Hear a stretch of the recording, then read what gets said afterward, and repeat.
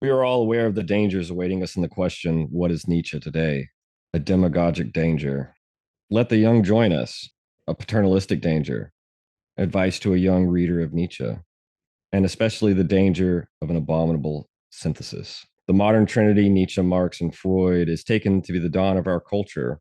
Little does it matter that we are all diffused beforehand. Marx and Freud may be the dawn of our culture, but with Nietzsche, something altogether different occurs, the dawn of a counterculture. Clearly, the functioning of contemporary society does not rely on codes. It is a society which functions according to other bases.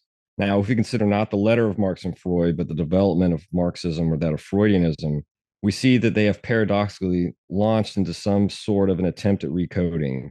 Recoding by the state, in the case of Marxism, you are sick on account of the state and you will be cured by the state, but it won't be the same state. Recoding by the family, sick because of the family and cured through the family, but not the same family. Such are, in the perspective of our culture, the elements which truly constitute Marxism and psychoanalysis as the two fundamental bureaucracies. One public and the other private, they tend to bring about somehow or other recoding of what has never stopped being decoded on the horizon. But the questions Nietzsche raises have nothing to do with this. His problem is elsewhere. It is to use all codes, past, present, and future, to introduce something which does not and will not let itself be coded, to transfer it onto a new body, to invent a new body upon which it may wander and flow upon our body, the earth's, that of everything written. And then cue the The Baudrillard. very roots of evil, of negativity and singularity, including the ultimate form of singularity, which is opposed to the whole state of things, the pure violence without object anymore. This is the typical violence of information.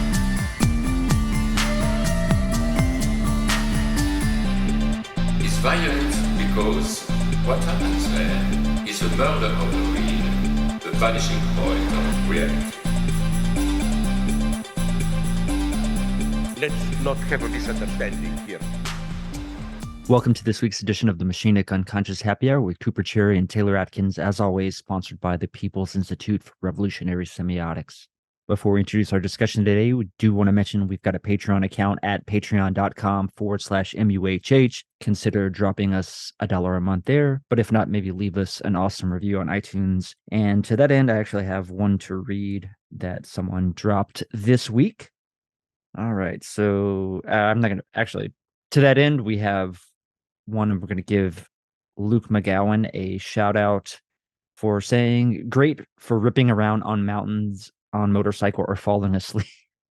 I'll take Got the it. ASMR theory. Today, Taylor and I, we're going to be looking at two of Deleuze's essays on Nietzsche to continue our little Nietzsche-Deleuze exploration. And those will be Nomad Thought and Nietzsche and St. Paul, Lawrence and John of Patmos.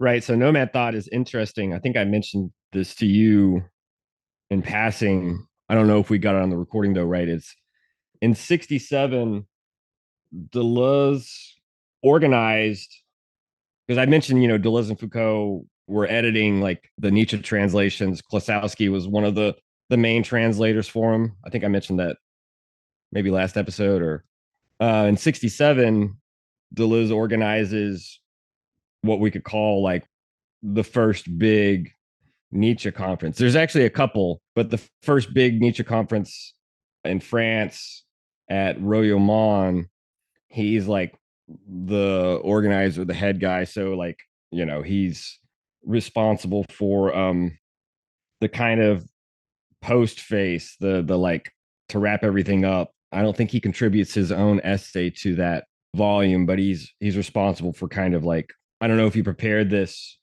beforehand or gave it at the conference, but for the publication of that collection, he wrote like an outro, which you can find. I think it's translated. I think you can find it on LibGen, maybe just the French, but I have to check. But then in 73, there was a second conference, a second Royaumont conference, also on Nietzsche. And this is where Nomad Thought comes from. The reason why I wanted to do Nomad Thought, I think, with you is because, we wanted to wrap up our Nietzschean philosophy discussion which we technically did, but it's interesting to see where Deleuze has gone from the the book in 63, his second book, his second full monograph, to where he is 10 years later with Nomad Thought after having published Anti-Oedipus, right? After having published his dissertation, Logic of Sense, after kind of becoming, if you will, not only a mature philosopher, but a part of the Deleuze Guattari assemblage, after having his Nietzsche interpretations also kind of changed by his reading of Klosowski, specifically Nietzsche and the Vicious Circle, which we may get to at a certain point. There's always, Yeah, we should look at it. Yeah. It sounds pretty banging. He definitely, in Difference Repetition and elsewhere, you can see, I think in Anti-Oedipus too, they draw pretty heavily on Klosowski, although not just for that book, but in Difference Repetition, his reading of Nietzsche is very much influenced by Klosowski's book. We get to see a kind of Lyotard makes reference to it as well, in libidinal economy specifically. he does, and he also draws on what the living currency, or I think is what it's translated as, right? That Dan and Verne had a hand in. Yeah, that sounds vaguely familiar. The prostitute, what's her name? Like Eduarda or something. That Yeah, I'm pretty sure that's correct. she gets off on the job. Obviously, Klosowski is kind of interestingly. We'd have to check if Baudrillard ever draws on Klosowski. I wouldn't be surprised, right? But he was influential not just for his Nietzsche translations and his novels, but he's also a philosopher in that respect. So it's interesting to go to a little bit of the later Deleuze, sort of the middle years, if you will, the Deleuze of the 70s, post Anti-Oedipus. And you can see a lot of Anti-Oedipus in this essay. It's about 10 pages, but you can also see looking forward to A Thousand Plateaus, the nomadology plateau, the apparatus of capture, etc. So the other essay, which honestly we can kind of save, we don't have to spend too much time on it, but it's interesting that the other essay we're going to look at, Nietzsche and St. Paul, Lawrence and John of Patmos, is included in one of the last things Deleuze published, which was the Essays Critical and Clinical in the 90s. And so we kind of get to span Deleuze's career in Nietzsche. But I do think it's interesting, right, how much time we spent on Anti-Oedipus, to see, maybe that's something I could start with, is like throw it to you. Is like, you said you really enjoyed this essay, right? Yeah, So maybe just tell me some of your thought reflections. quite a bit. I don't know, it was kind of more interesting, I thought, than the book Nietzsche and Philosophy. Yeah. Just because I guess it's it's more directly tied into Anti-Oedipus. It's more Deleuzian, if you will. Yeah.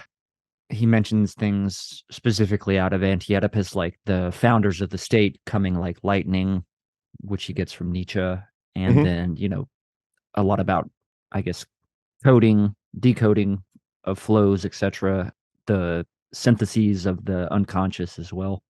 He kind of touches on. So, and specifically, we've gone from the way that Marx shows up in Nietzsche and Philosophy, which we covered in the second episode, which just dropped last night, right? When Marx shows up in Nietzsche and Philosophy, it's kind of this ambiguous figure, right? It is this figure of, maybe Marx was trying to keep the slippery slope of Stirner, right? Egoism from derailing the dialectic, or from the dialectic going as far as that kind of virulent nihilism. Yeah.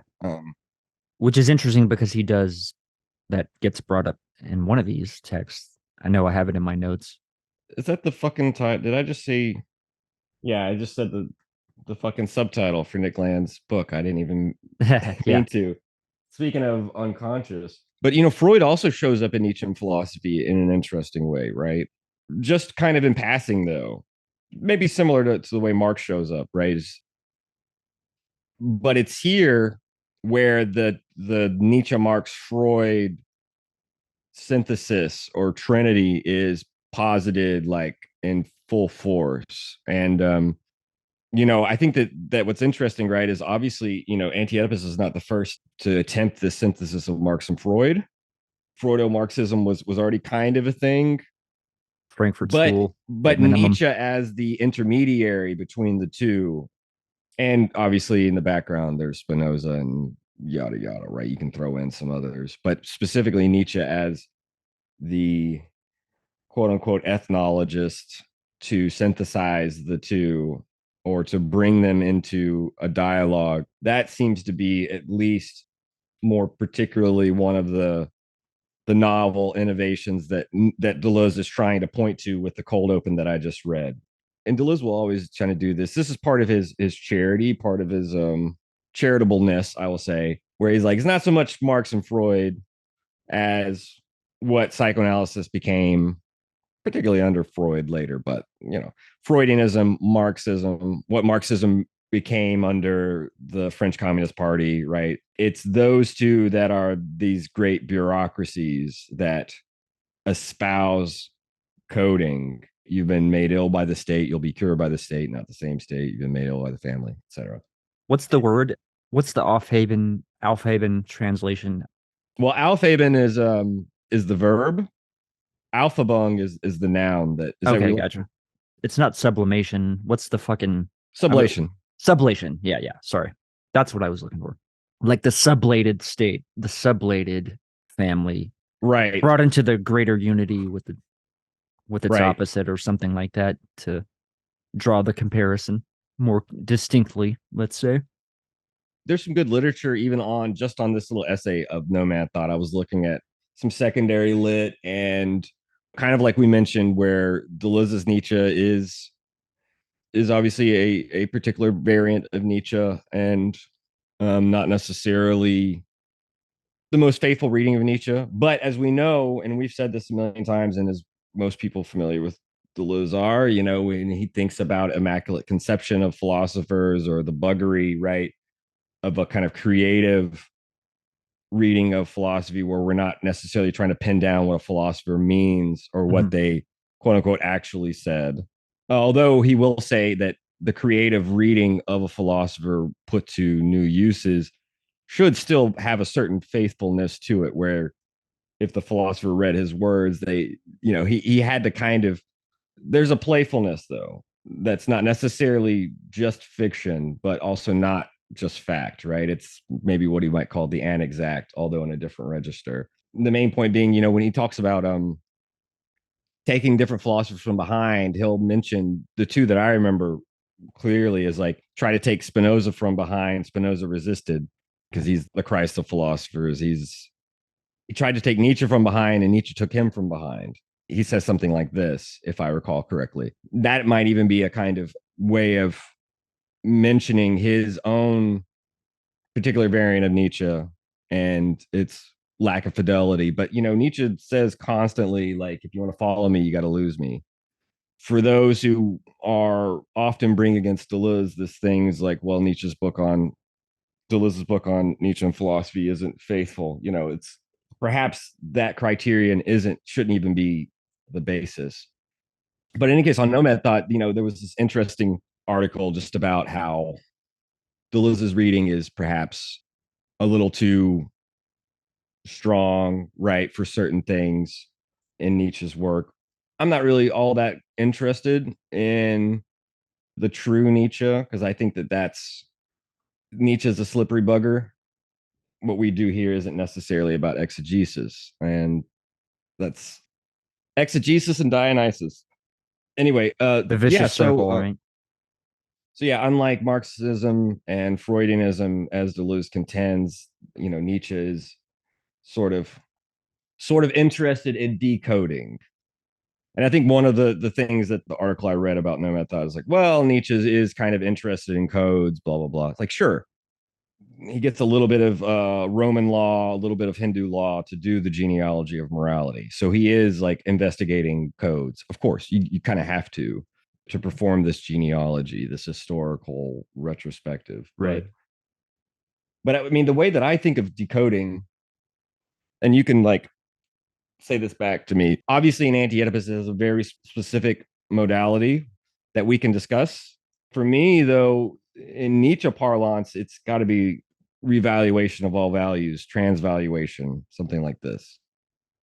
That it's all established current values sort of should be put to the test, whether Yeah. it be like the test of the idols, right? Sounding out the idols in the twilight of the idols, put to the test to see to test out their hollowness.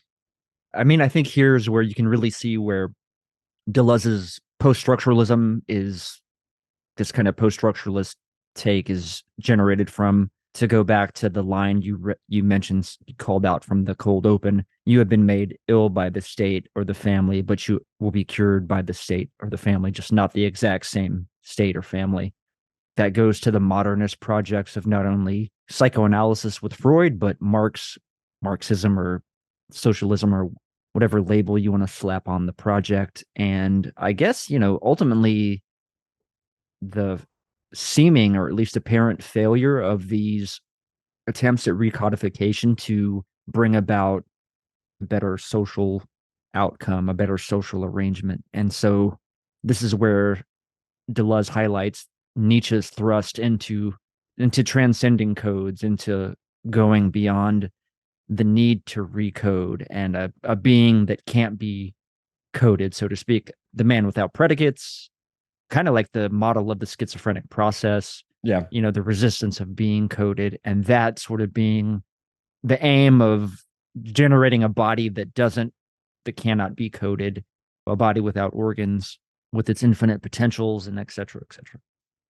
it is interesting, right? In terms of anti-Oedipus, at least when we talk about codes, overcodes, decodes, and Guattari will take this language and run with it, even with Deleuze.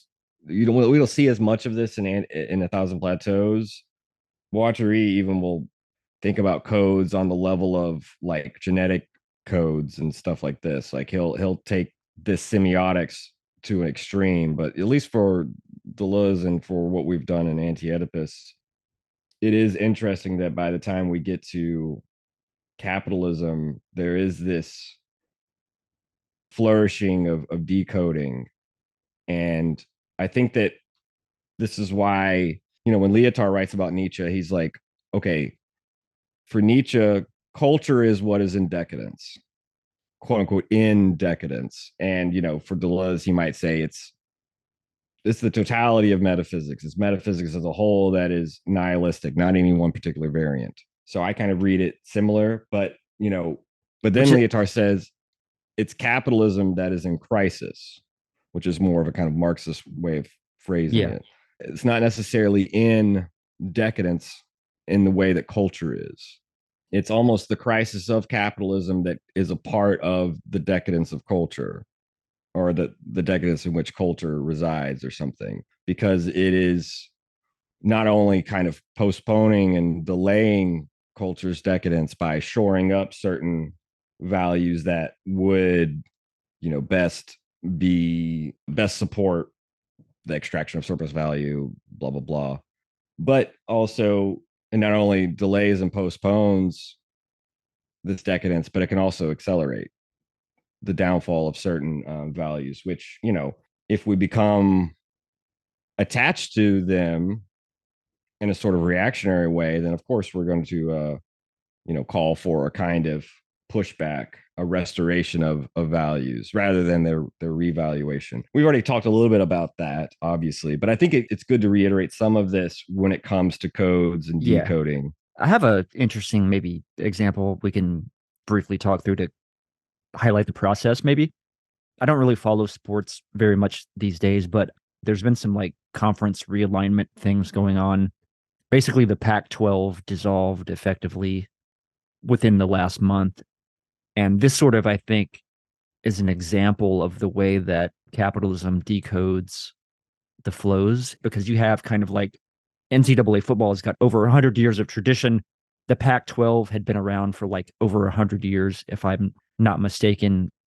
TV money, etc., is working. It's kind of like it basically led to the Pac-12 getting absorbed by a couple of the other major conferences. So all those historical rivalries, history, regional kind of relationships, identities, rivalries, etc. All of that sort of gets scrambled up, and now they're part of a totally, they're kind of removed from that history, removed from all of these things as part of this new arrangement with money, being obviously the driving sort of decoding force of capitalism, etc.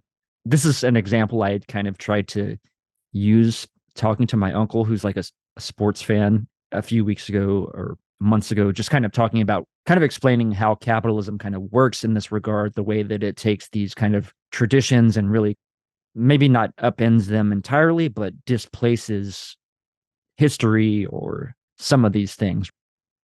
Go to like my own kind of pet interest, you can do a whole like history of wrestling territories and the advent of Vince McMahon Jr. on the scene. 100% the exact same process. Totally. You're right on. It's similar to what you're talking about because it has to do with TV contracts, it has to do with gaining airtime. And then the smaller regional, more locally focused, more like diversity of, styles of play, et cetera, gets all kind of homogenized. With the rise of the first to like make it to kind of national airwaves, Vince was able to sort of get a monopoly, more or less. Besides, I mean, it makes sense that WCW under the Turner banner would be one of the few to resist because TBS had always kind of had a broader reach, which is why, as we said, we haven't said in a while, but why, you grew up a Braves fan, right? Yeah, Because right. Yeah, TBS could exactly. be broadcast beyond just the Georgia area. Anyway, yeah. So got a little bit Which, of I mean, sports. that's totally part of that whole coding, decoding process too.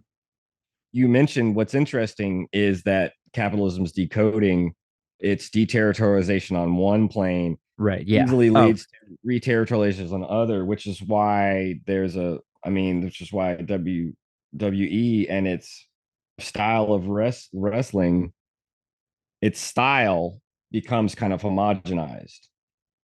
Obviously, for every particular wrestling, but there is a kind of style, and it's not just in ring, it's also the way that the camera captures the action in the ring. Every like punch or move, there's a quick camera switch to kind of like to like perhaps hide the, I mean, we've already broke the fourth wall, so like trying to pretend like every impact needs to be like a camera shift, it really becomes jarring for the viewer.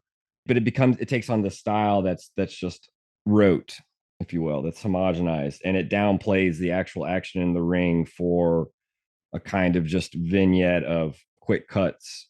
unsurprisingly brilliant point to bring it up as deterritorialization and reterritorialization, because I think in Nomad Thought, maybe I'm wrong, one of these essays, he talks about the internal and the external, which reminded me back to Anti-Oedipus of the internal and external limit, right? Like this Mm-hmm. is a good example of the way that the sort of inside of wrestling sort of changes, right? And the outside, there's just two sort of different things going on at once. The way that the sort of internal logic of the sport is impacted, and the way that the sort of external, like the way that it's maybe consumed, would be the Yeah. way to describe it. Of course, we could go do a whole episode on whether it be sports or wrestling in general. I did tell you some years ago we have to read Bart's essay, The World of Wrestling, but we'll get to that down the line. In terms of the internal and external, I'm not exactly sure. We have to look at the essay closely, but I do remember I know I've got something. one of the images I remember from the Essays Critical and Clinical essay on Nietzsche and St. Paul, Lawrence and John of Patmos, is this notion of John of Patmos drawing on a kind of pagan substratum that the Bible normally like ejects or suppresses, and how there's this pagan substratum that pierces through the veil of revelation, sort of rises up to the foreground in order to prepare the way for this eschatological visionary movement. Incidentally, I just wanted to say that I was fascinated with Revelation as a kid. That's the book that I've read most in the Bible. Really? Yeah. Oh, yeah. because I saw this movie. It's called like a Thief in the Night, I believe, which was Okay. basically about the whole premise is like a contemporary, the rapture occurs and the 7 years of tribulation that are prophesied, right? Where the seven seals, which gets referenced in the John of Patmos essay, right? Those seals are broken, etc. And God's wrath gets poured out on the earth in different guises. It's just interesting that my fear that at that point was basically the movie was selling like there's going to be this fascistic or authoritarian government that is going to come and it's going to persecute Christians, the believers that are sort of left behind following the rapture. They would be specifically like beheaded, they would be guillotined. As you can imagine, there's all sorts of interesting parallels to like, I feel like this is ironically the way that we're kind of trending in society now is the sort of reverse, like it's not like the atheists that are going to develop this atheistic authoritarian government that will persecute Christians. It's the Christians that are going to persecute the non-believers, let's say. That's kind of the essence of Christofascism, though, Yeah, is to wield power over others and specifically bodies, as we've seen in the past few years. right. Don't have to really say much more than that, but to wield power over bodies and yet to feign weakness and persecution against Right. being Yeah. persecuted against, right? It's simultaneously strong and weak at the same time, because wouldn't it be great, so the Christians think, there's to be nothing better than to have a literally like objective, locatable presence of oppression, because that would be the sign that one is elected, one is chosen. The chosen people are given hard times by God. You can see this in like the history of American literature. So much in the 19th century, so much of it is about this sort of need for external oppression and persecution, because that's the sign that God is testing us and we are the chosen people and stuff like that. And I think that that's probably the irony of the way that Nietzsche's book Antichrist ends with like this manifesto, this law against Christianity, how it has to become this sort of ash heap of criminality, and right, and what the irony is basically that if one were to follow Nietzsche and really like turn Christianity into the curse word that he's trying to make, then you have that objective persecution that I'm talking about. Then you can really claim to be oppressed and be a victim of Nietzschean anti-morality or some shit. Just as Nietzsche's Antichrist ends with a kind of manifesto, the same with Lawrence's Apocalypse. It ends with a kind of manifesto, not as polemically written as Nietzsche's, but it ends with this kind of manifesto. But it's in this language of the individual and the collective, which Deleuze brings up a little bit. How the Jesus of John in the Gospels is like this, this individual is a part of this individual soul. All this language about the individual and the collective comes from Lawrence's reading of Revelation, or in the Greek, Apocalypse. D.H. Lawrence of Lady Chatterley fame, to just for the audience, because I don't think Yeah, we I mean, clarified that earlier. Lawrence is one of those American writers that are not American. He's British, British. right? Sorry, one of those Anglo writers, if I will, if you may, if you'll allow it. Deleuze is always pointing to Anglo-American literature, and Lawrence is one of those that he's been fond of. I believe he brings up Lawrence. I know Henry Miller comes up too, but Lawrence, he brings up even in like the first chapter of Anti-Oedipus, I think. But he's one of the entourage of Anglo-American writers that Deleuze will look to. So it's not surprising that it returns to him in the end. But anyway, there's a kind of manifesto at the end of Apocalypse. One could even say at the end of Deleuze's essay on Nietzsche and St. Paul, Lawrence, John of Patmos, there's even a kind of manifesto too. It's interesting because he makes this shift almost in the last like two paragraphs or so to this like Deleuze Guattarian language. He almost like he reverts back to that assemblage, the D and G assemblage, to talk about this kind of renewed logic of connections and starts speaking again in this kind of Lawrenceian language of this difference between the soul and the ego. It's very hard to kind of pin down exactly what Deleuze is going for. Maybe we can turn to that and look at it again. I know we jumped kind of to the other essay, and if you want, we can talk a little bit more about it before going back to Nomad Thought. But it makes sense why you would be interested in Revelation. As I said, and as Well, Deleuze because points out of out, fear, like this movie that I saw out scared of the fear, yeah, this movie that I right, saw terrified me because I was like, I'm a sinner. I'm gonna be left behind to be killed by the fascists. right. I'm gonna be guillotined by the fascists. And then like starting to think, is it gonna hurt if when I get beheaded on a guillotine? Would I feel anything? This Cold War style anxiety over the USSR. Definitely this reference to the sort of right, the Soviet Union is the atheist one world, I the see. one world sort of government that's the type of fear that is pushed. In essence, the New World Order conspiracy theory type thing, Yeah, kind of the globalist, but global as in like atheist communism being the rather than Jewish. who knows what the mark of the beast, etc., would sort of go with. But what I do think is interesting in regard to the mark of the beast and even the like book of life, the 144,000 that are supposed to be saved, right? It's recorded in a book. The mark of the beast, it's on what, the forehead or the wrist. It's the physical inscription. All of that is really interesting in dialogue with Anti-Oedipus and the system of cruelty, marking, etc., on the Marking, yep. body, and the transition from that to like the external form of memory in the book, which really allows it allows debts to persist in a different way than like in the system of cruelty, right? You're marked, your debt to the tribe.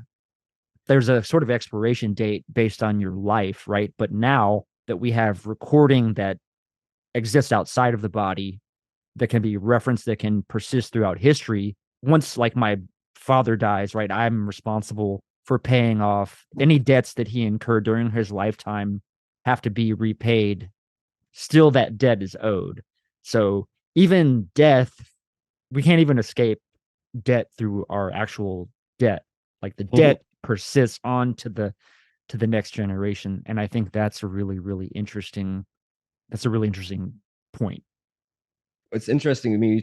You said a little bit a while ago about the in relation to this movie, right? It's the Christians who are persecuted, and as I kind of said, that's what they've always wanted, because so much of the populist force of the spread of Christianity in the first centuries, the Common Era, whatever you want to call it, in Rome, is the strength in which they can draw upon the literal objective persecution by Rome, by Right. emperors Yeah. like Domitian. Nero. I'd have to look and see if I wouldn't be surprised. I'm pretty sure Nero. I thought Domitian was like way later in that. No, Domitian was one of the main ones, but obviously things take a turn when, as the Roman Empire is sort of internally crumbling for many reasons, which is of a historical nature. You know, there is a seizing upon it to become the state religion. There is this interesting transformation of Christianity from this like popular minoritarian religion that forsakes sort of worldly empires to become the empire of religion's own empire. And Deleuze talks about this a little bit, and I'm sure Lawrence does too in the Apocalypse, right? That like there's this sense in which this gospel of love, which is why the essay starts, John of the Gospels and John of Patmos can't be the same man. They're not the same type of man. Going back to this language of typology that we saw in Nietzsche and philosophy, right? There's a sense in which the gospel of love turns into this virulence where it wants to insinuate itself within all the pores of power. So rendering under Caesar is rendering Caesar unto oneself into becoming taking on the garb of Caesar, which is why that image of the lamb in blood, it's not the lamb's blood, right? It is this vicious lamb that's slaughtering millions. That's kind of what I was thinking about when you were saying, as opposed to the fantasy of Christianity, which wants to see itself as oppressed these days. It's still that blood of the lamb, but not its own blood. I think in any case, one thing that you can see sort of relative to connecting these two is the way in which Revelation, as the sort of as sealing off the New Testament, right, as giving it sort of one last look. It is interesting that Deleuze describes this as, if you will, the Judaic Messiah, or the Judaic vision of being chosen. The chosen people is always this like deferred destiny. And Deleuze puts it in an interesting way that the deferral becomes postferred because it's after death, after not only one's own death, or it's the death of everything, the death of the cosmos, right? It's the death of existence. No And more so, becomings, right? At the and end of so, yeah. becoming. And so it's interesting, right? He's talking about how, in the Greek and Roman conceptions of whether it be their mythos, their sort of mythological investigations of the world. There's so much interest, and he's not just talking about mythology. He's also thinking about in its thought, like the Greek and Romans, the ancient world is interested in beginnings, but Revelation, Apocalypse is filling out the dotted line between the beginning and the end. What has to kind of occupy the available space and time of creation. And I think in that sense, obviously, there's what I know this was discussed when one of the things that I remember just being discussed when Trump was president and like moving the capital of Israel to Jerusalem, right? Some of this talk about the temple being rebuilt. You got to like there's this talk about the crazy fundamentalist evangelists needing to fulfill the signs of Right. the end Yeah. times, Exactly. Yeah. sort of forcing it, if you will. And obviously throughout all the pagan symbolism in Revelation, specifically, and one that Deleuze points out is like the red dragon persecuting the sort of mother figure of the Messiah and its peoples. One of the signs too is this objective, external, validatable oppression of believers or whatnot, right? One can imagine then that the decoding of you mentioned the schizophrenic process, but we can also think about the decoding that capitalism unleashes.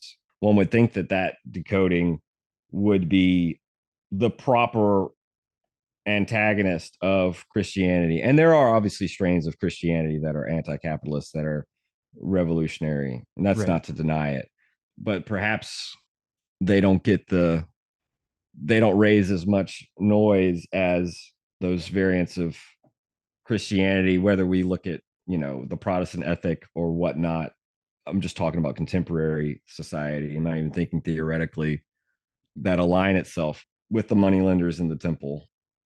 In And the any case, hierarchy of the priests, in a sense. right. Well, yeah.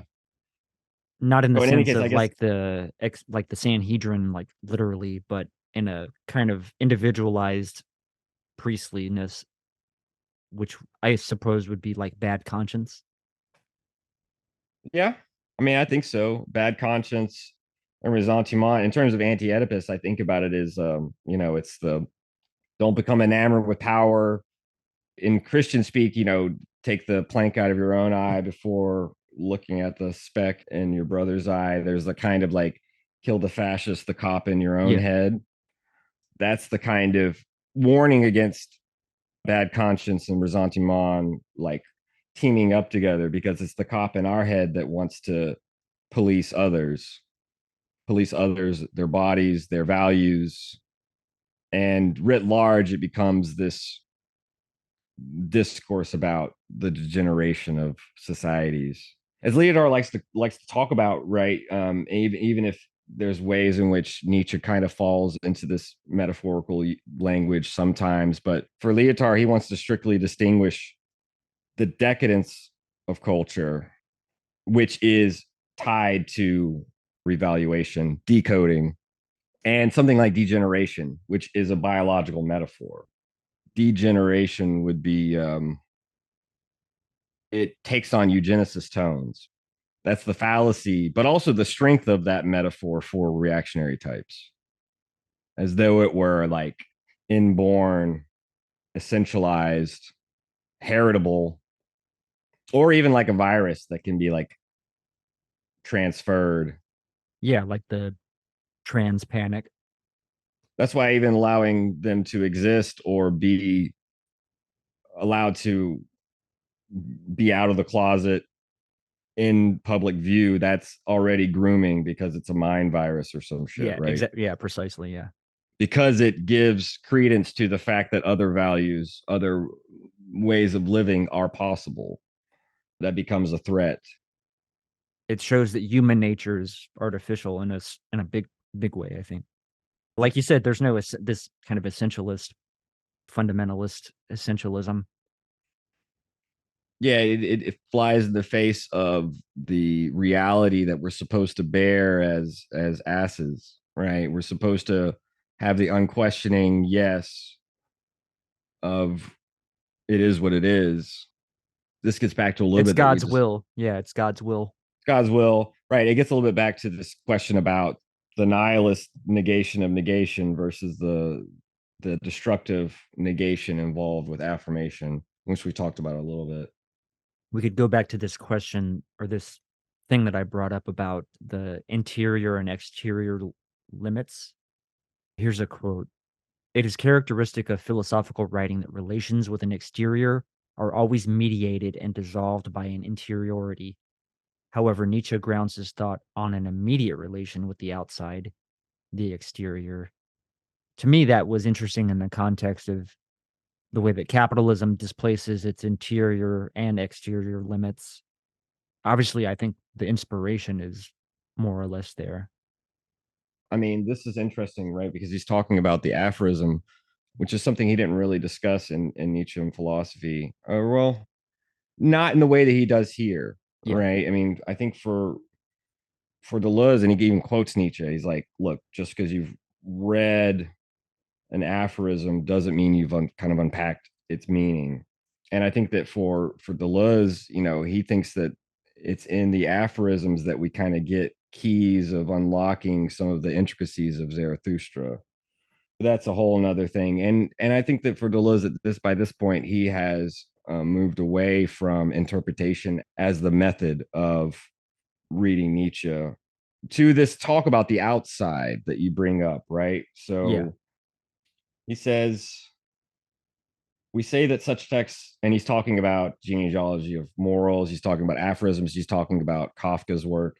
He says, we say that such texts are infused with a movement that comes from the outside, does not begin within the page of the book, nor within the preceding pages, does not stay within the frame of the book, and is totally different from the imaginary movement of representation or from the abstract movement of concepts as they usually take place through words and in the mind of the reader. Something jumps out of the book, comes in contact with a pure outside. That, I think, is the right to misinterpretation for the entire works of Nietzsche. I like that. That's kind of, absolving himself, but also absolving this endless quest, I think, that would be the proper hermeneutics, exegesis of Nietzsche. An aphorism is a play of forces, a state of forces, each of which is always outside the others. An aphorism means nothing, signifies nothing, and has no more a signifier than a signified element. These would imply restoring the interiority of a text. And I could go on, but you brought up earlier, I think probably in anticipation of this notion of Deleuze's post-structuralism.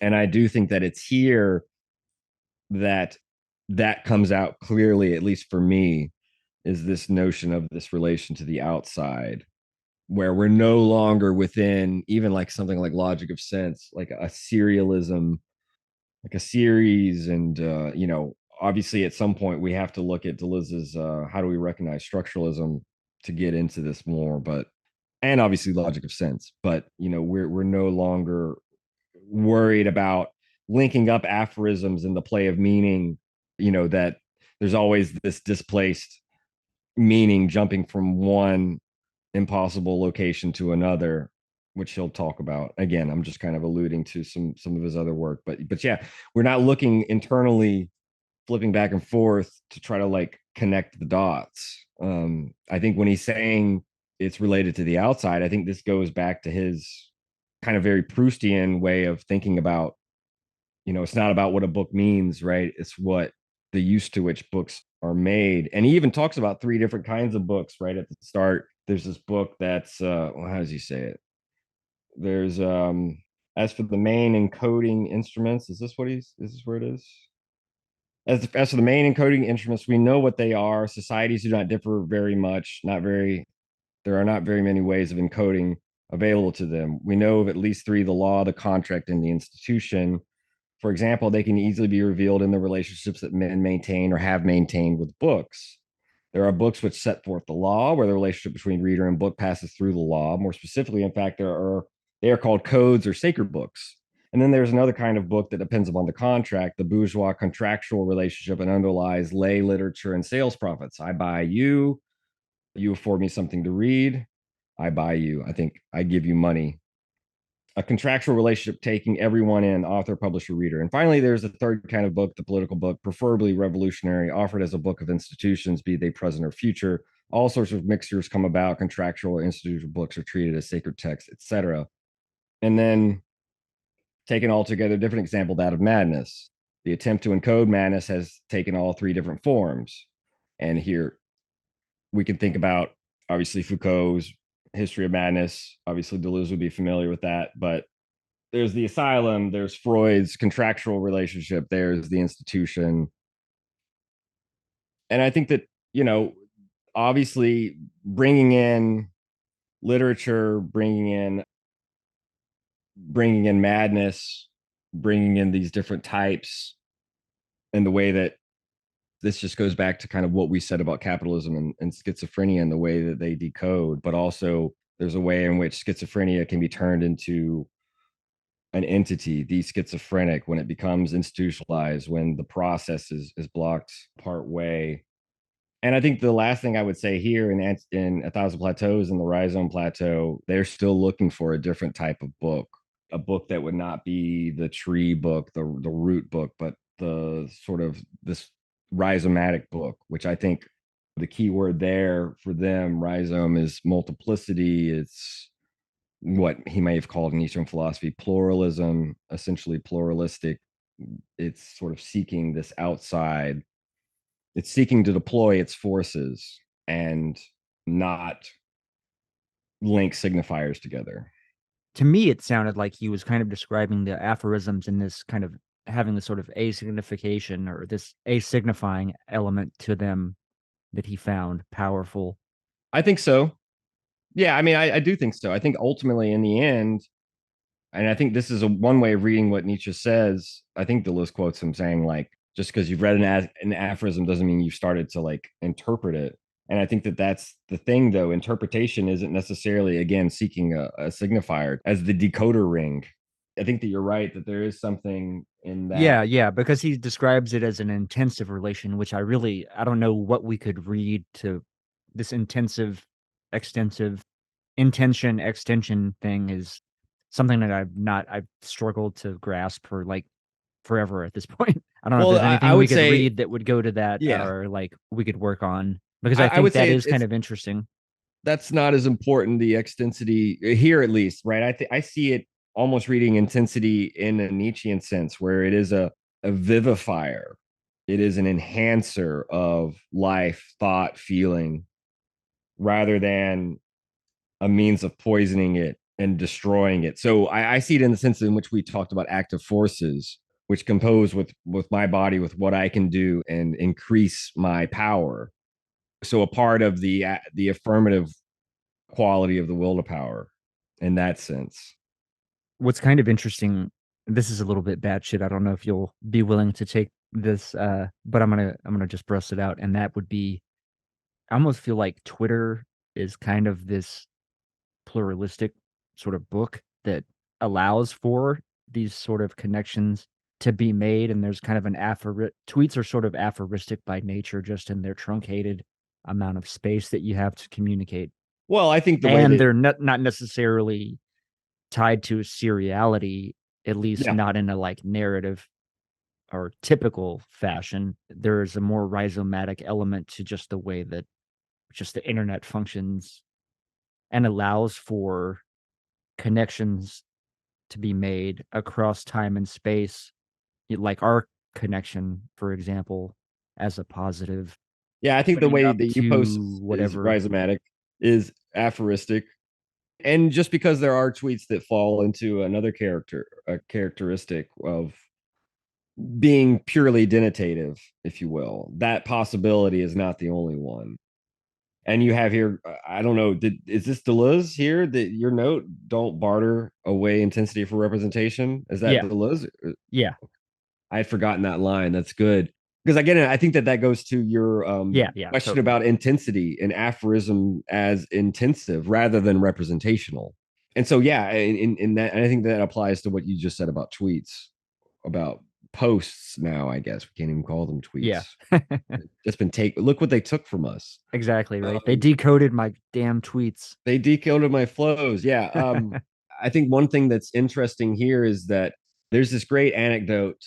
I would have to search the author who writes about this, but there's this anecdote, and we could speak about madness again, right? Of this monk who was overwhelmed. I may have told you the story, but who was overwhelmed by these visions of these mandalas, right? These, maybe it's also pronounced mandalas, right? Yeah, These mandalas. Yeah, crazy, intricate visions, geometric visions. Yeah, these baroque geometrical visions that he couldn't shake, and it would get to the point of catatonia and paralysis. And then one day, I'm not sure if he kind of almost like self-therapeutically decided to start to draw them, because they were just they were taking up his life. And it was in the act of drawing them, of inscribing them, that he was able to gain some semblance of power back over himself. And so it is kind of this interesting opposition between intensity and representation. This delirium, in order to be mastered, had to be sort of written down. And there's oh, interesting that's relations fascinating. that we know from the occult, like this, whether it's superstition or not. Well, it's all, I guess, perhaps at least Well, based in fantasy. I'm not sigil just going to magic. say Yeah, fictional, but like learning a demon's name and saying it gives us power over it, right? There's a way of representing the demonic force through language and inscription that sort of gives a power. You can multiply the examples. the entities I told you. What was it? Goetic, Goetia. Oh yeah, that's for summoning though, right? Yeah, I don't remember But again, I specifically, but suppose there are just like there's a chart, all the different sigils for calling all the right. multitude of demons, which are referred to as Goetic or Goetia.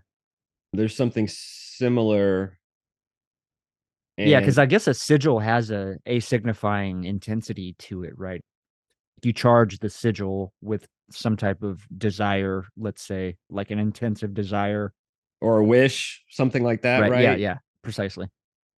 That's kind of close to what Guattari is thinking of when he thinks of Yeah, the when he thinks of the diagrammatic. diagrammatic. Yeah, we talked about that a little bit with Genosco too. Yeah, right. So I mean, I think that there are basic diagrams we can think of that are mostly just kind of, almost, you can think of like an Excel spreadsheet of linguistic signifiers that are ordered in a certain way. And I think Guattari has something a little bit more dynamic when he's talking about the diagrammatic. That would be Textual something. machines. I said textual machines.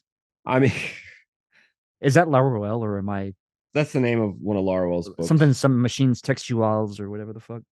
Yeah, Textual Machines, which is about connecting the libido of writing with the will to power and the eternal return of the I mean, same.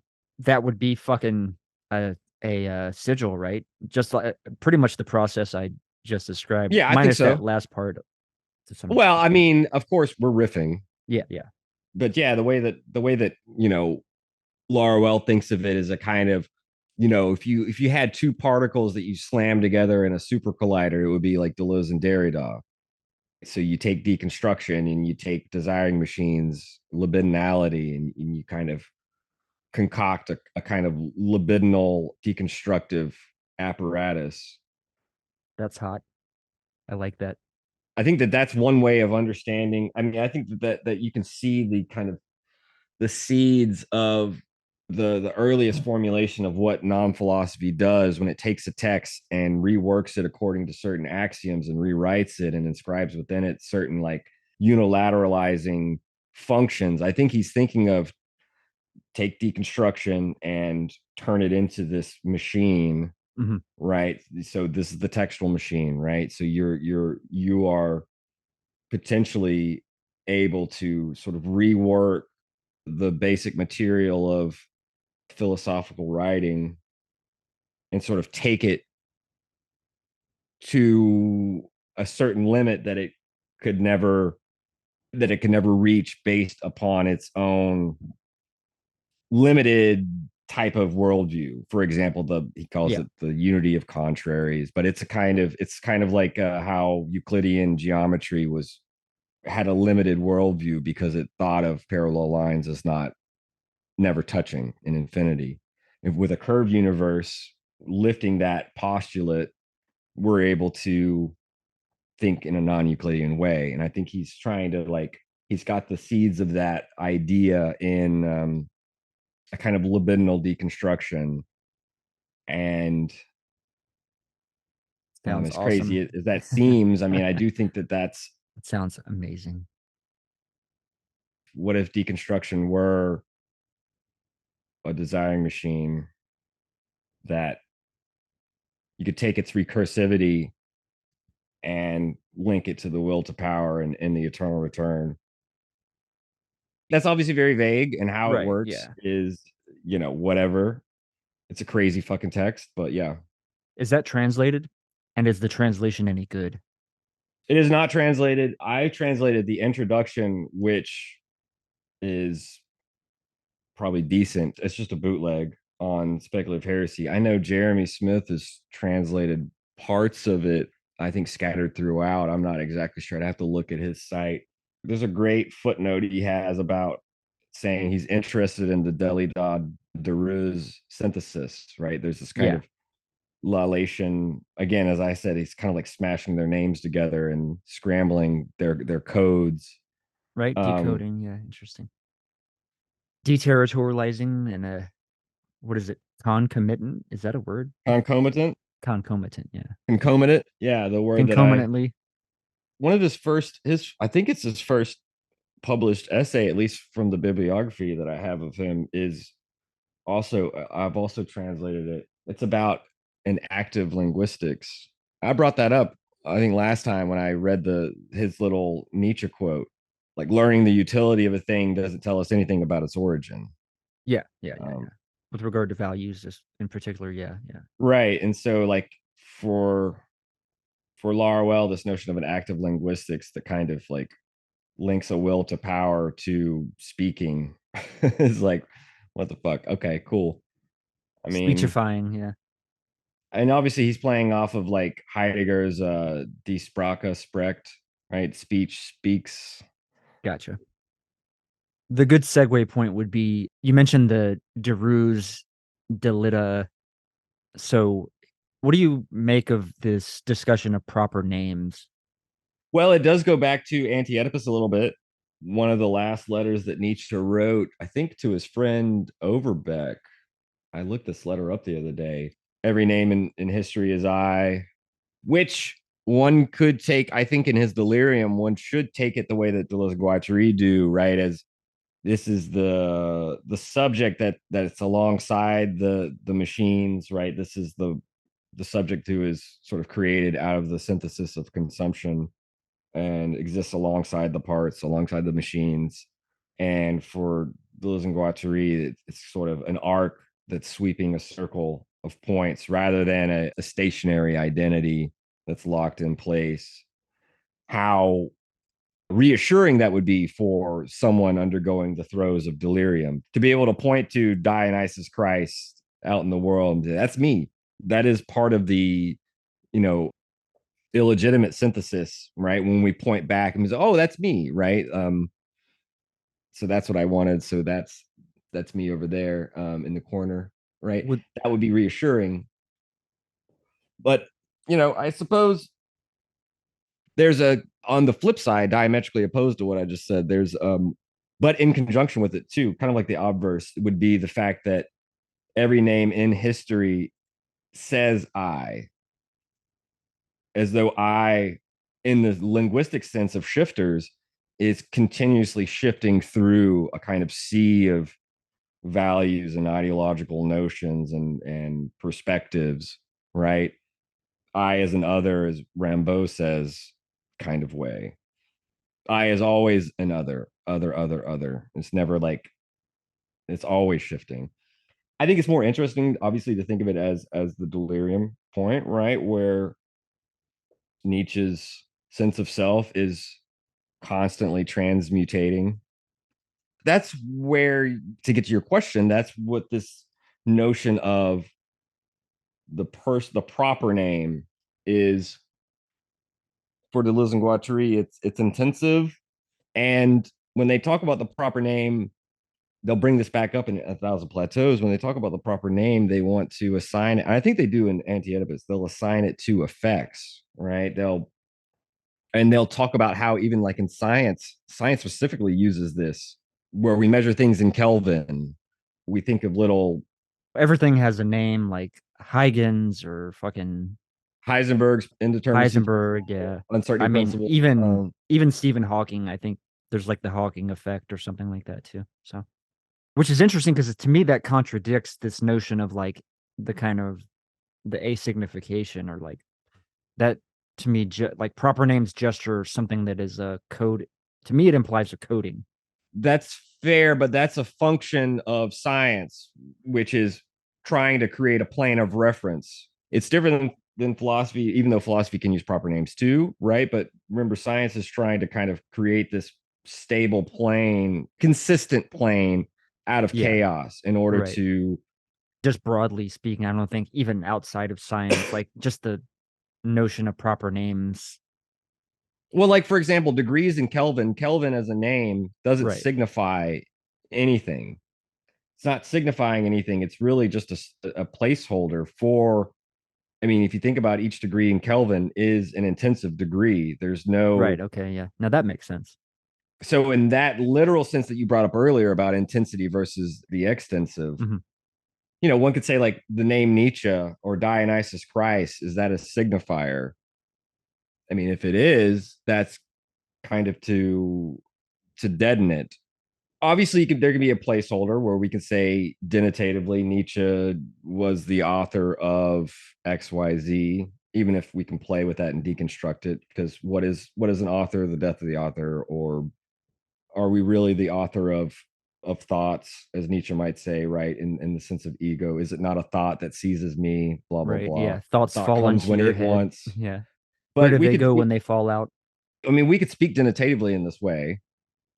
Your name is Cooper, my name is Taylor. But then, like, we take it intensively. We've already talked about this a little bit. Cooper is the generic name for a mode of being, a mode of acting and creating, just as a Taylor is similar to that, right?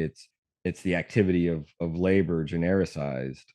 And so I do think it is an Antiochus around this part when they talk about proper names as these intensive effects. They're also looking forward to the place where incest is that shallow, slandered stream, that's that threshold that can't be occupied. It's only with Oedipus and with the illegitimate syntheses that we can like make names stick to people, to global persons. Otherwise, in the intensive state, names slide off like wet stamps, as they say. You can't have the name and the person. It's almost like you can't have the position and the speed of. Accelerate. Yeah. of the electron. The interesting intervention with Stirner relative to the I would be a really interesting discussion, but I mean, you'd have to read the unique in its property to really be able to dialogue with that. But I think there's something kind of interesting, especially given the way that Deleuze kind of critiques Stirner's nihilism relative to the ego or the I. I think with the proper name, one of the first proper names we see in Anti-Oedipus is I believe Schreber. I'd have to look. Maybe Freud Judge comes in. Schraber has sunbeamed out his ass. I think it's Schreber, and what a better way of exemplifying this kind of. Yeah, the intensive relation. I mean, we could talk about the Schreber effect in many ways. What it could designate becoming woman, could designate just the intensive states of delirium.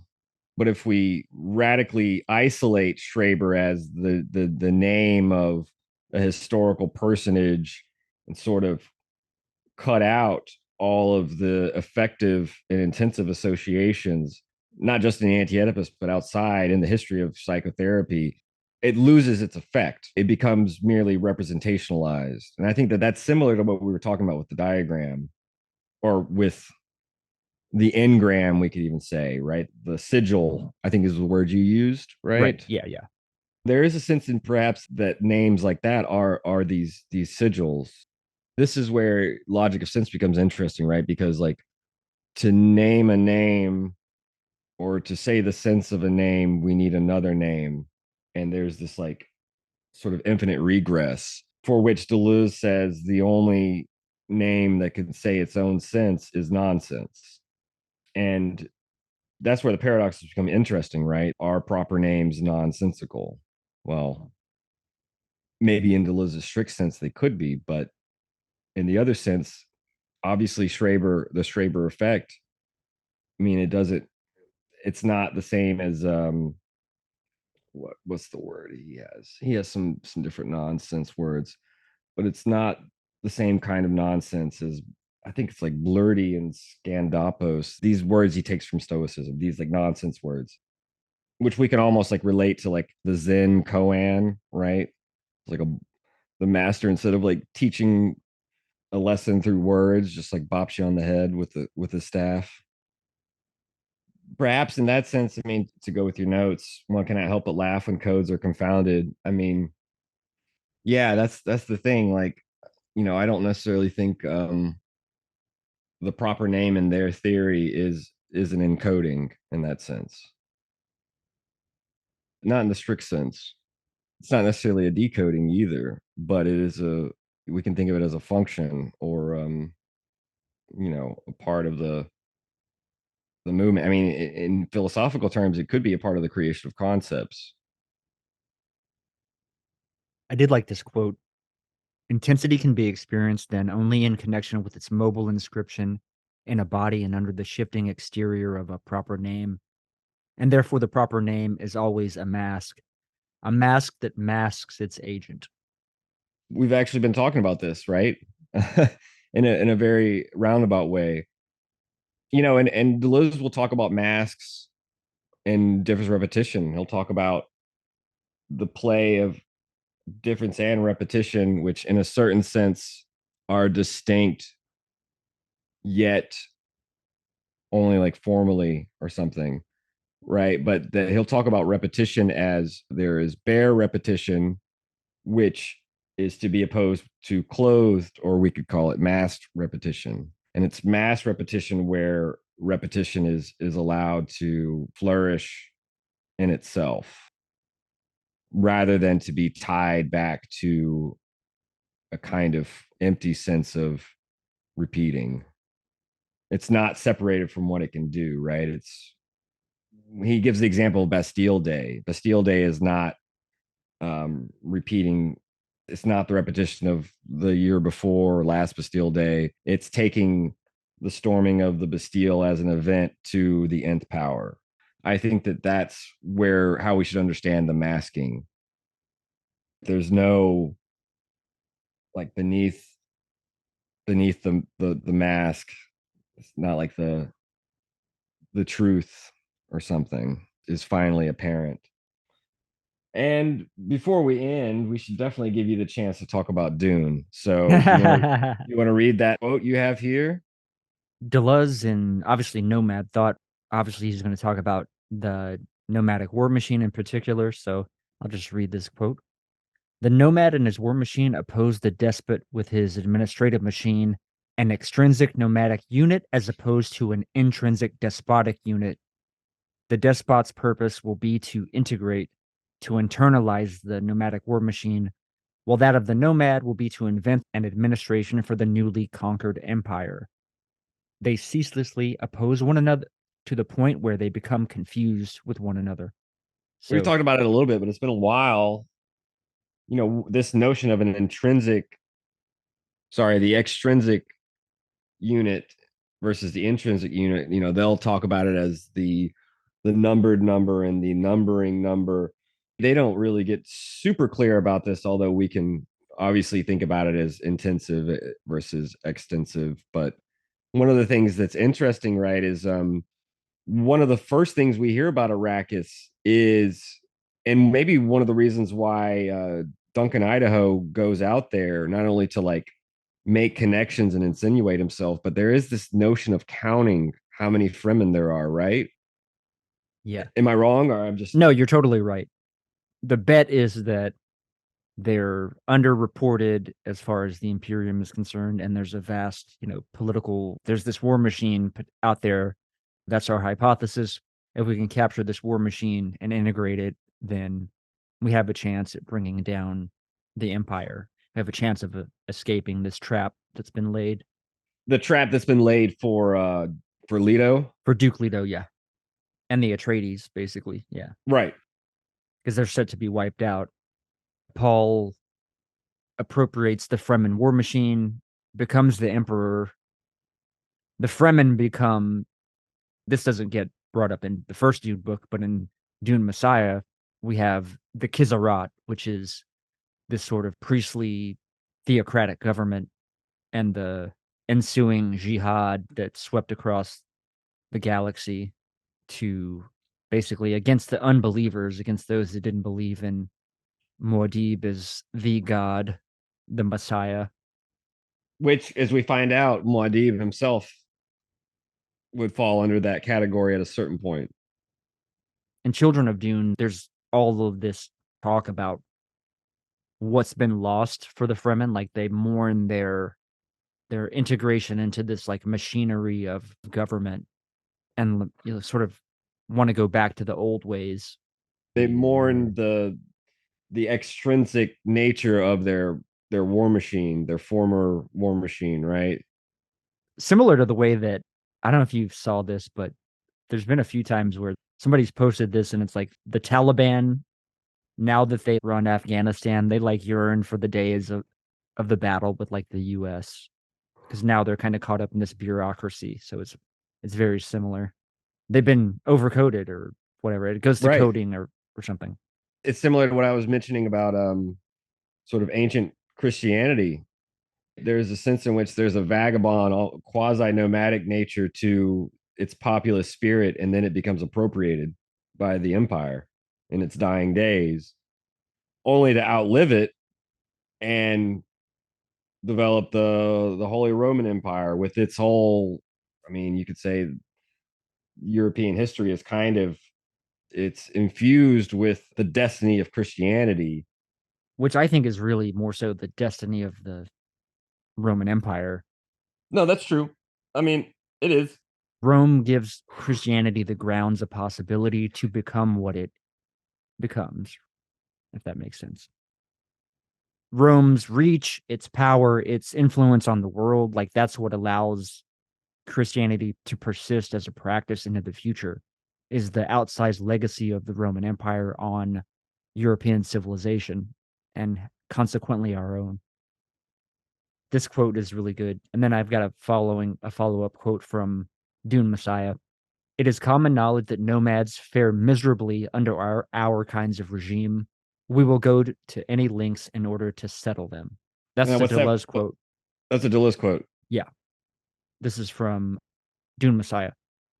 The plodding, self-important language of government enraged him. It had seduced the Fremen. It had seduced everyone. A man, a great man, was dying out there, but language plodded on and on and on. What had happened, he wondered, to all the clean meanings that had screened out nonsense? Somewhere in some lost where which the Imperium had created, they'd been walled off, sealed against chance rediscovery. His mind quested for solutions mentat fashion.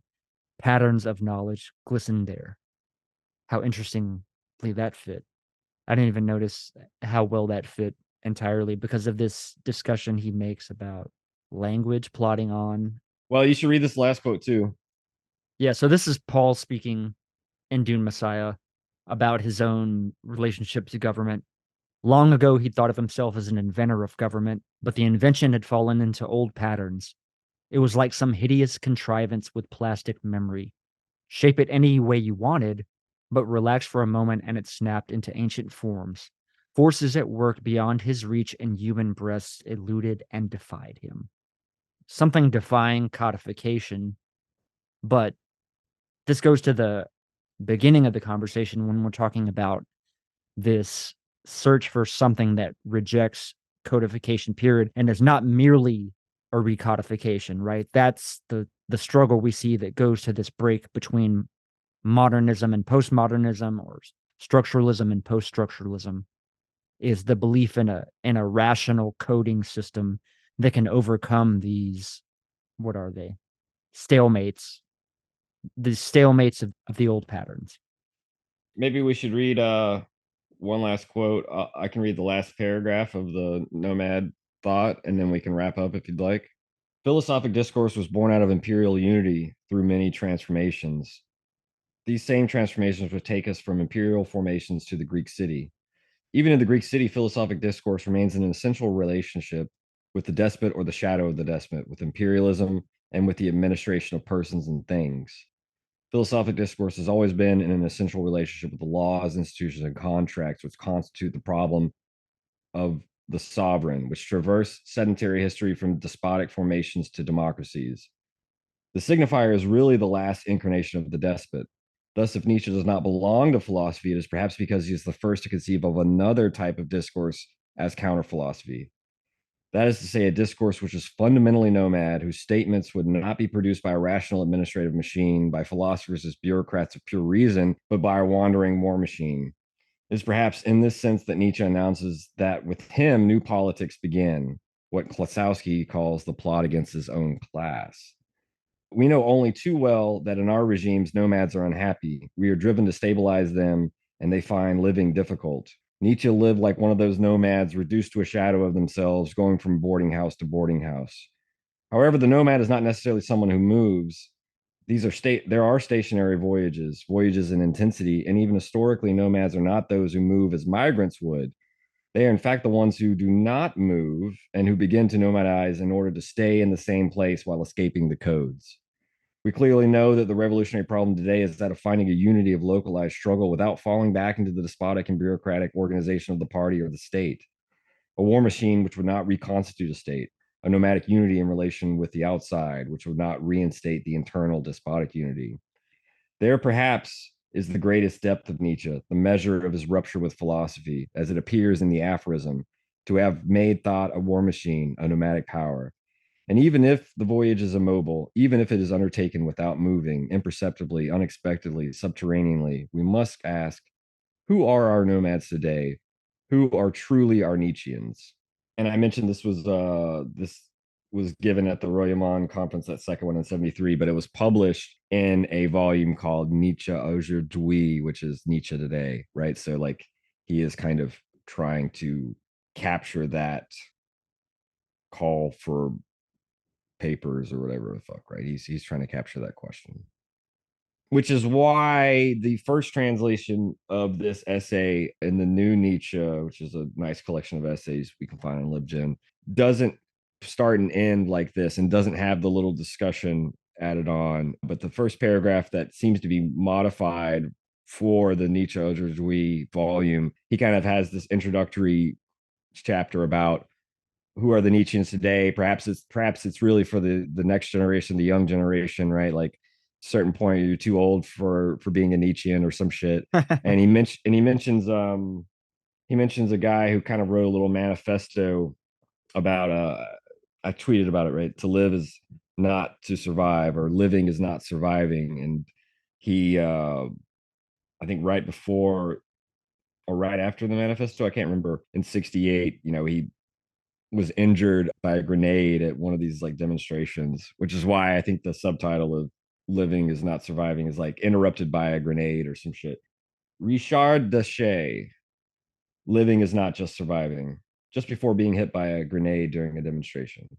Perhaps it is possible to write on Nietzsche and then produce Nietzschean utterances during an experience. And he calls for a certain right to misinterpretation of Nietzsche, which I think he's not necessarily. He even mentions. Does he mention in Nomad Thought where he's like, it's not really a problem of the fascist interpretation of Nietzsche because the real work being done on Nietzsche is not about what he actually said. It's not about like exegesis. I don't know if that was in this essay or somewhere else, but No, I remember that section. I don't know if he said exactly all of that, but there's something definitely he brings up this. he kind of dismisses it. I mean, I think that it's still something to be taken seriously, and I don't think he was dismissing the seriousness of it, but I think he was kind of saying like, look, it's no longer just about interpreting Nietzsche's signifiers. And he says something very much like Laura Well will say. Laura Well's book Nietzsche contra Heidegger, I believe, was published in 77, so a few years later. Where he's like, look, Nietzsche embraces fascism the better to strangle it. There's this interesting way in which he's like, Nietzsche is a machine, this political machine. And so trying to interpret Nietzsche as merely fascist or merely revolutionary is always going to miss the point when there is this kind of duplicity whereby the revolutionary aspect of the machine is kind of summoned to undermine and overcome the fascist aspect. And of course, this is why Heidegger is the main target, right? Not just because of his involvement with the Nazi Party, but the fact that Heidegger's tome on Nietzsche, which I think in English is like probably close to like 700-800 pages, was this like dominant interpretation. And why one of the first questions Deleuze gets is about like, aren't you dismissing or downplaying Heidegger's, the most important reading of Nietzsche? And Deleuze is like, oh, you sense my antipathy towards Heideggerianism, like, and that's great. Like that, yeah, that's yeah. Anyway, anything else? I mean, I know we kind of smudged in the middle of our conversation the talk about the Lawrence episode or the Lawrence essay, which I think kind of we tied it in nicely. It tied the room together. I just don't know if there's anything else we might want to say. It's a long quote, but I thought it was a banger. So maybe I'll read this and then we can wrap up on this. The collective problem then is to institute, find, or recover a maximum of connections.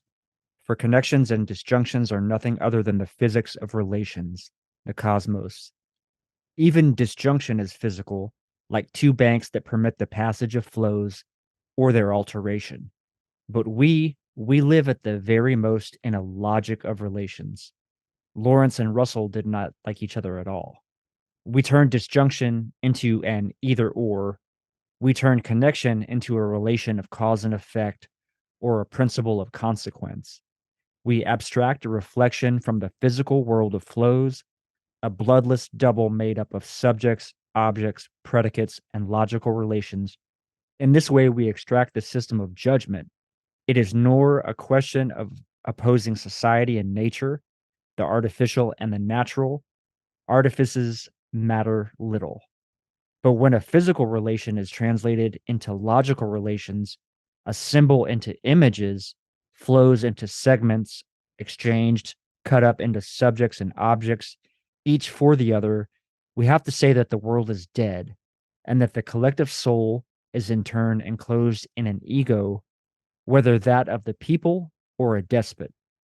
These are the false connections that Lawrence opposed to physicists.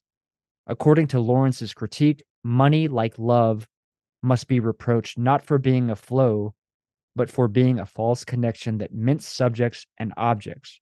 When gold is turned into loose change, there is no return to nature, but only a political problem of the collective soul, the connections of which a society is capable, the flows it supports, invents, leaves alone, or does away with.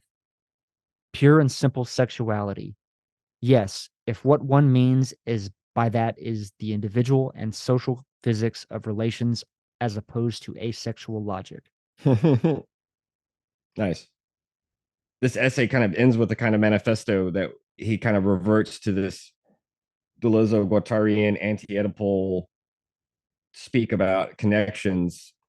It's kind of taking a Lawrencean tinge to this logic of or physics of relations. This part about money, like love, must be reproached for not being a flow, but for being a false connection that mints subjects and objects. What's the thing? Okay, so the decoded flows. I forget the relation in Anti-Oedipus between the decoded flows and money. Is it money is kind of what enables the decoding of the flows? Is am I right? I Well, feel like it's that's in there I don't know somewhere. if it's enabling. It is like part and parcel of it, right? And this is why they give examples of like introducing money into these sort of markets, specifically through colonialism, that functioned irrespective of money as the great equalizer. That's what disrupts the whole economy, Interesting.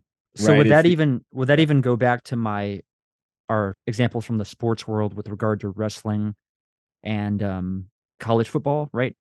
There's a time whenever college football is not this for profit industry per se, like the way that at least, right? I mean, obviously you had ticket sales, so there's a type of exchange and revenue there, but that gets it's not until the development of mass communication technologies, TV, broadcasting, satellite, etc., that it really ramps up and money begins to displace the old system of whenever football started out, it was like this sort of gentleman's game Right, almost right, at right. It was within the I aristocratic. Yeah, yeah, within the Ivy League, so it wasn't this thing that it's become. I think in a relative sense, yeah, you could kind of say that. I Like the mean, status of athletes as amateurs and now they're beginning to be paid, right? That's a different right. There's almost this old school, almost like a pastoral element to the economics of the students, like the student athlete is this throwback to an older version of capitalism, right? yeah, and in Like an it's a analogous, further deterritorialization. You know, athletes are now being paid money and can be paid for their likeness, all this stuff, this sort of decoding process. yeah, and I think that there's something similar with professional wrestling. Obviously, wrestling is one of the oldest sports, if you will, theoretically, and as obviously there's Greco-Roman wrestling, but I'm sure wrestling predated. You can see it in Gilgamesh. There's a wrestling match between Gilgamesh and Enkidu when they first encounter, right? But wrestling as a work, as a staged simulation of physical combat and prowess, along with the kind of dramatic flair of protagonist and villain, that begins kind of with the carnivals. And so it's inextricably tied with trying to get money out of viewers. And this is why the language of mark still persists today, right? An easy mark, someone literally who was like marked with chalk on their backside, like this is someone that who can be parted with their money easily. We still have that language in wrestling today, right? A mark is someone who kind of takes the simulation too real. And obviously there's a way of overdoing it and being a smart mark. So you know it's fake, but you sort of invest in it Right. anyway Yeah. in a I know very hyper well. inflated well way. Yeah, right. Yeah, you're still paying money for tickets and stuff like that, right?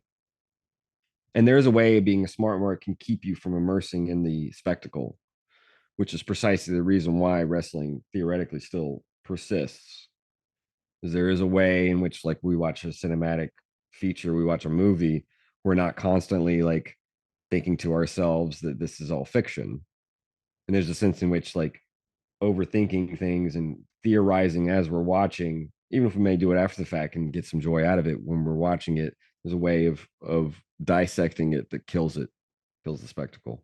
Last thing I would say, I guess, is maybe this line about love and money and the stuff about love comes back to the end of Apocalypse. Lawrence, his little 6 points, his kind of manifesto. So if the listener is interested, they can go find that. But yeah, there's this discussion of giving love and taking love, which Deleuze even talks about, right? Giving everything or taking everything and not giving anything back. There is this sense that it reminds me a little bit of Lacan.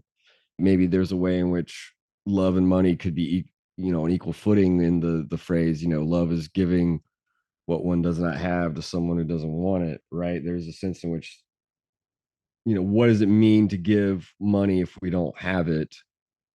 What is the sense of having there? And then of course it's not the money that the person we're giving it to wants. They want what they can get with the money or something like that, right? That part of the equation actually obviously makes sense, but what is it to not have the money we're giving, whether we think of this in terms of loans or debts, or whether we think about it in terms of the notion of having? Is it not the social relation that money represents or institutes? Is it not the very fact that money sort of owns us, blah blah blah? I don't know, right? You could obviously take that in the way you want, but that was the thing that struck me, was this It's kind of interesting that something like, love or grief would transcend value. It's worthless. It doesn't have any exchange value. possible. Yeah, that would kind of have to take us back to looking at a lot of different references. Obviously, Encore, which is what we were just talking about, the Seminar 20, but even this discussion of sort of the gospel of love turning into the regime of judgment in Revelation, right? In Apocalypse. This is why Deleuze, in this paradoxical way, agrees with Lawrence that this is not the same type of man, the John that wrote John of the Gospels is not the same type of man as John of Patmos. But then at the end, he kind of paradoxically twists it around. It's precisely because they're not the same type of man that they have an even more intricate unity in this transformation of the gospel of love into the gospel of judgment.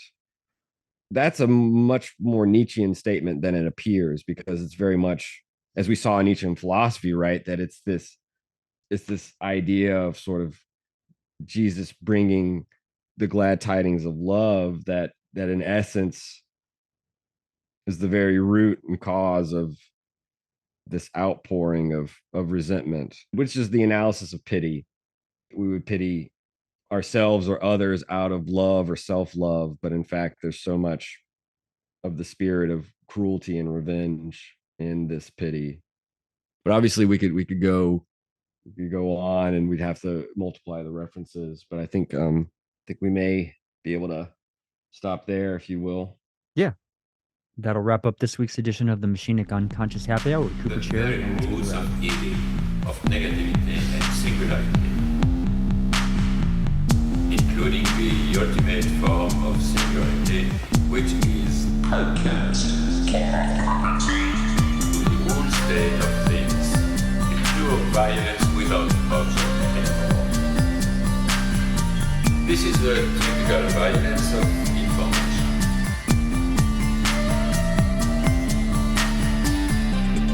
It's violent because what happens there is a murder of the real, the vanishing point of reality. Let's not have a misunderstanding here.